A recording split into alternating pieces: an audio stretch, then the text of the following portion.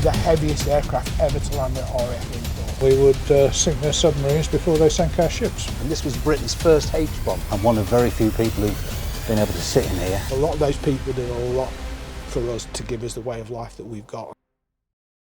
My name's Howard Healy. I'm one of the trustees at Newark Air Museum. What an amazing place this is. In all these years I haven't actually been here. It's much bigger than I thought it was going to be. And look, a Vulcan. It's a Vulcan, right? It's a Vulcan. Yeah. Tell me the history of this particular one. When the Vulcans came out of RAF service in 1983, XM594 was one of the only ones to go into a non-licensed airfield.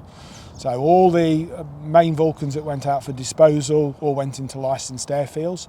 The RAF at Waddington, just over the border there, wanted one preserved locally that the public would have access to.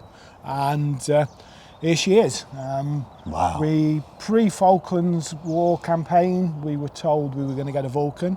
After the Falklands War, we were told we were no longer eligible to get a Vulcan. Oh. So we fought, we lobbied, we hassled, we wrote lots of letters, made lots of phone calls, got them to change their mind, and on Monday the 7th of February 1983, she landed on Winthorpe's former runway. No landing aids, no air traffic control, no radio or anything at all. It was just literally down to the skill of the pilot. Wow. Landing on a certain length of concrete runway. In the run-up to the delivery, we'd actually had to sweep the runway. We put appeals out on local radio. On cold January day, we ended up with about 200 people with their sweeping brushes trying to sweep the runway. Wow. Didn't really get very far, but the effort was there, and we got a lot of publicity out of it. In the end, we hired in road sweepers, and they came and did the job, and we took about 26 tons of loose gravel off the runway, and that had to be removed, because if this had to make a aborted landing, had to take off again, we couldn't afford to have any of the gravel ingested into the engine. So wow. It's an important part of the delivery requirements. On delivery day, we shut the A1 and the A46. Just in case? No, that was part of the spec. The RAF wanted those roads closed. But back in the day, pre-mobile phones, that was all done at about 2 hours' notice. Was it? So we actually got the final go-ahead for delivery at 11 o'clock on the Monday, and she was actually wheels down here at 1:15. Oh, wow. And the effort to get that done without mobiles was unbelievable. Incredible. Shudder to think how many people would have had if we'd have had mobile phones back then, but there's about 500 people turned out to see it come in. So it's actually the heaviest aircraft ever to land at RAF Winthorpe. Really? And do you have the history of all the things the plane was ever involved with? We're working our way through. We've probably, on the Vulcan in particular, we've got, I guess, probably 65-70% of its flying hours. So every aircrew that flies the aircraft will carry a logbook, and they write their sorties in. So we put appeals out and we gather that information and then painstakingly cross-reference it. So you can build up a service history almost day by day, hour by hour. We're working through with the Vulcan, and it came into service at RAF Scampton and it was nuclear capable, so it did carry the Blue Steel missiles in its early days. So I served with the RAF for 20 years.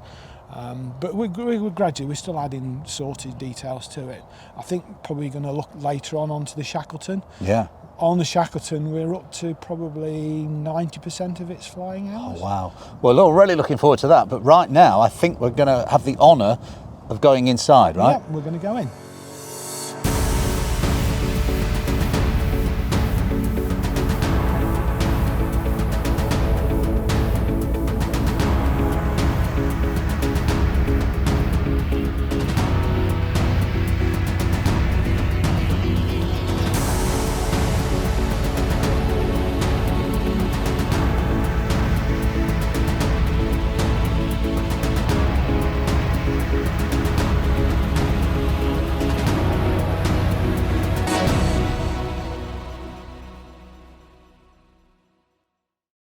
Howard, first of all, this is stunning. You've got to talk us through it. Where have we come to? You've come into the cockpit of the Vulcan, and the thing that sort of throws everybody is that this is the only crewed part of the aircraft. This small space here with the 5 people would be stationed is the only bit that the crew go into in a Vulcan. It's all that bit at the back, nobody's in it? Is engines, fuel, bomb load. The rest is just all those bits of equipment that make it work. One of the things they say with the Vulcan, whilst it's a huge aeroplane, almost flies like a fighter. And even when you look in the pilot and co-pilot's positions, it doesn't have the traditional two-handed yoke. It's a single hand grip for the pilot and the co-pilot to work on. So it's picking up on those fighter vibes. And you know, good Vulcan pilots could literally fly this like a fighter, which is just awesome. Wow, we can't quite get up there today because you've got something being repaired. We've yes, actually the upper crew ladder has been removed for repair by our wonderful volunteers. right. The strange thing is, this served within the RAFSA for 20 years.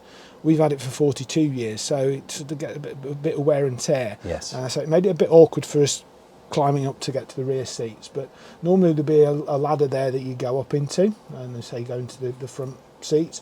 We do have this available for open cockpit sessions, where the visitors can come and have a look in. We don't allow them to go into the upper seats. We have had instances where people get up there and then, because of the hole in the floor that you've come up through, freak out a little bit, and then really? don't like to come down, get a bit claustrophobic. So we're mindful of what we do. It also helps protect the avionics and the seats and the fittings that are in here. You feel like you're in such history, such amazing history. You are. I once mean, you get say in. with the pilot and co-pilot seats up there, they're the only two in here that've got ejector seats. So the three rear-facing crew, the radar navigator, the plotter navigator, and the air electronics officer, they all fly facing back of the aeroplane, so they're flying opposite. I don't even like that on a bus. Well, no, let alone this is why some people are. But in terms of aviation, flying backwards this way is actually probably the safest method. Oh, really? Yeah, you know, some airlines, a lot of the RAF early trooping aircraft flew backwards. It's a safer way. Is it? You get a few more in if you fly forward, so that's probably one of the ways the airliners go. Oh. So you know, these positions here, as I say, they're critical to the aircraft. Yes, the pilot and co-pilot are flying it, but if you were going on a bombing run, then the actual flying of the aircraft is done by the radar navigator, and they will actually fly. When you do some filming, you'll see the little control column, almost like a bit of a gaming console, and so that person is the person who actually flies the bombing run. I was about to ask actually, are all members of the crew, would they have been interchangeable? So if something happened to the pilot, could one of these take over? No. You would have the co-pilot who would take over. But that's all? But yeah, that's all. The others are specialist trades. Wow. The AEO, for example, the electronics officer, their role is running electronic countermeasures. These started flying at high level, and then as surface-to-air missiles became more sophisticated, they were easier targets at high level, so they dropped to low level. And at low level, then you get different threats. So the guy in this seat over here is running countermeasures. He's picking up what's maybe painting them as a target, and then deploying countermeasures to counteract that to make them safe. Incredible. But they're training as a crew, and all five interdependent on each other. We've had a number of V-Force reunions. Obviously RAF Waddington and RAF Scampton across in Lincolnshire were key Vulcan bases back in the day. And we have reunion events, and when it was nuclear capable, all the crews were issued with an eye patch. So if they were on a nuclear strike mission, they would wear the eye patch over one eye. Really? So if they happened to catch the nuclear flash by error, they've got eyesight in one eye, and they've not lost both. Wow. And we've got quite a lot of people that will reform as a crew here around the aeroplane, and they will see famous photograph is all five of them with their eye patch still. Wow, incredible. And would the crew be the same five people all the time? Tend to be, yeah, but so you would have a specialist discipline. Sure. We've got typically five in here. We've got one of our volunteers, a guy called John LeBrun, and he was a chief flying instructor for Vulcans. He could go onto any Vulcan base and fly with a crew and assess a crew. Really? And John famously was selected, and he flew the then Prince Charles in the RAF out of, I think it was Waddington. And he flew, and our current king flew in a Vulcan. But you'd probably find 6 people in that space, which is not very conducive. You know, it's a very, very small space. So there's a lot of history. For me, something that I've picked up and developed over the years is when I first started, and it was a long while ago, the aeroplanes were the key thing. But what I've come to appreciate now, it's the crews, it's the people. Aeroplanes were built by people, serviced, flown, being looked after now. It's the people. It's a people thing. And those stories and those connections are the real important things that we should treasure and improve. A lot of those people did a lot for us to give us the way of life that we've got, and sometimes that's underplayed.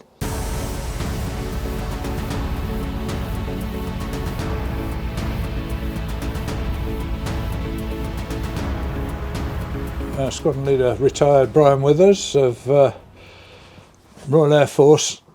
I was 36 years as a pilot, flying mainly big aeroplanes because I'm quite a large lad, and I started my career on the type we're sitting in, not quite this one, but the T4 version, doing my OCU, and then this is we're sitting in the last of the Shackletons, the Mark III, the biggest and heaviest of the lot, the only aircraft in the Royal Air Force that's ever had 6 engines, to my knowledge anyway. Really? 6? But only 2 of them were used for boost on takeoff. And our job basically was to keep an eye on the Soviet fleet in the Cold War. And if war had ever come, we would sink their submarines before they sank our ships, with any luck. Wow, wow. How long's the training period to become a pilot to fly something like this, Brian? I mean, it's how long's a piece of string? It depends on when you join in many ways. I was very lucky. I joined the Air Force in It's a while ago, is it? 1967. Wow. No, sorry, 1965 I joined. I already had a private pilot's license with the Air Cadets, so my father was a pilot in World War II, so my career was sort of laid out for me. Luckily I was good enough to pass the basic flying on Jet Provost, just the other side of Newark actually, at Saab. And then, being a tall lad, as I've already mentioned, I went down and flew the Varsity in Cambridgeshire at Oakington to do a twin-engine conversion, and then down to St Morgan in Cornwall for my 4-engine conversion. So I arrived on my first operational squadron in 1968. So as you can see, it was only 3 years from actually joining the Air Force to becoming operational, which these days is unheard of. I mean, we're talking to guys from Cranwell now who won't get operational till 2029, 2030, that sort of thing. Wow. Because the training, I presume, is much more rigorous and complicated, of course. We didn't have computers or anything. I mean, in essence, this is a World War II bomber that's been expanded a bit with a few bits of extra kit in it. It was designed by a guy called Roy Chadwick at Manchester, who was the instigator of the Manchester, which became the Lancaster. At the end of the war, they had a bigger version, which was the Lincoln, and then the Shackleton came from the Lincoln design. In fact, the Mark 1s and 2s had the Lincoln wing. Hence, the Rolls-Royce Griffon engines we have on this aircraft have contra-rotating propellers, because Avro, not wishing to redesign the wing, put a Griffon in where there was a Merlin, so to absorb the extra power they had to put effectively 2 propellers on it. Wow. And then, of course, with the Mark III, as I've said, biggest and heaviest, in 1965 they added a jet engine to give us jet-assisted takeoff, because losing an engine on a hot day in a Mark III at max weight climbing was not necessarily an option. It was so a lot safer with the jets. Can you remember, Brian, the feeling when you first were in charge of flying a plane of this size? This is heavy, I thought. This is heavy. Bear in mind that in the days of the Shackleton, it's all manual controls. So it was something like 20 odd pounds just to move the control column. If you were going faster, it was more because of the air resistance. But yeah, it was a heavy aeroplane, but in many ways a nice aeroplane to fly. It didn't have any major vices. The Mark 1s and 2s, they had a problem with the ailerons in that they weren't really big enough. The Mark III solved that. So you had a much better roll response in a Mark III, even though it was heavier. But it was quite a beast to handle. And yeah, I was a 21-year-old, you're suddenly in charge of this great big thing with 4 engines. But you're not on your own, of course. No, there's always a man sitting next to you who will going to work the power for you, probably, if you get into trouble. And still, don't play it down, Brian. Wow. This particular Shackleton, when's the last time this flew then? The end of 1971, it was, I flew it on 42 Squadron at St Morgan in the late 60s. In 1970 it went out to Malta because 203 Squadron out there were going to be the last Shackleton squadron. And it came back at the end of 1971 when, as one of the last Shackletons to be replaced by the Nimrod, which, because of its better anti-nuclear submarine capability, replaced all the maritime Shackletons, and there were just 12 that were converted, Mark IIs were converted to airborne early warning aircraft. But they were very long-lived. I mean, they did their last operational trip in 1991 before they were replaced by the E3D, the AWACS at Waddington, which of course itself's now been replaced, or will be replaced by the E7. And how many crew would be on here typically? 10. 10, so more than the Vulcan. Oh, quite, yeah. Well, there's a lot more to do. Yeah. I mean, the Vulcan, all you've got to do is go to a target, drop a bomb, haven't you? And this Simple aircraft, as that. I mean, this aircraft has dropped bombs. It's dropped more bombs than Vulcans, actually. Right, But in the Aden confrontation with the Yemenis, you know, still goes on today, of course, doesn't it? With only we're using Typhoons these days. Anyway, 10 crew, 2 pilots, 2 navigators, flight engineer, and then 5 guys, rear crew guys. They were normally 1 officer and 4 senior NCOs, and they were called air electronics operators, but they did literally everything else. So if we had the 20mm cannon fitted in the nose, they could be the nose gunner. Then we've got the wireless operator, sonar operators ×2 if necessary, radar operator, cook, beam lookout. Here in the beams you would take pictures of ships, open the window and use a handheld camera to take pictures of ships' radars and things for intelligence gathering purposes, or just pretty photographs really. And then right down the back you've got the tail lookout position, which we would man up when we dropped things from the bomb bay to ensure they fell off correctly so we didn't have a hang up, and also they were responsible for assessing the pilot's accuracy at dropping depth charges. It's fascinating. Brian, thank you for showing us around. Thank you very much, mate. That's all right, pleasure. Dave, we're talking bombs. We are, and we're in front of a big one. We are, huge. Stood behind us now on its plinth, we have what's known as the Yellow Sun, and this was Britain's first H-bomb, built around the V-bomber force effectively. That was the Valiant, the Victor and the Vulcan. Shall we stand a bit further away? I feel this is... There's no radiation coming off it now, so we're good. Okay. Yeah, but as you can see, it's a huge device, and it was some... when you realise the power of this thing, it was 3.3 tons in weight, and it also yielded 500 kilotons of nuclear power. Good so Lord. it was enough to take out any city, you know. And it was in service with the RAF right up until the beginning of 1970. Obviously, it was never used, so we were lucky with that. This was our deterrent then. But the main problem with it was because sophisticated air defence systems had been established in the Soviet Union, especially around their big cities, the Vulcan bomber would have had to actually directly overflew the city itself to drop the bomb, which would have totally negated the crew. They'd have been shot down before they probably got to the target. So this bomb, although it was a deterrent, really didn't fulfill its purpose, and that's when we move on to the next variant of our nuclear deterrent that we'll see then how this helped the crews hopefully survive an attack. So this came after that? It did. This is a successor, and this was built out of the pure necessity of trying to defend the aircraft and the weapon itself against the more sophisticated air defence systems that the Russians were building around their military installations and their capital Moscow. And this is known as blue steel. Considerably bigger. Well, it's a rocket in its own right. This is what it did. It had a speed of Mach 2.5, so that will give you some idea about how fast it was able to travel. The limitation was that it could only be dropped 200 miles from the target. But that's better than flying over the target. But that's better than flying over it. So the main route for the V-bomber force, should we have gone to war with Russia in the 50s, 60s or 70s, was for them to fly effectively on the main carriageway, was to fly down the Baltic.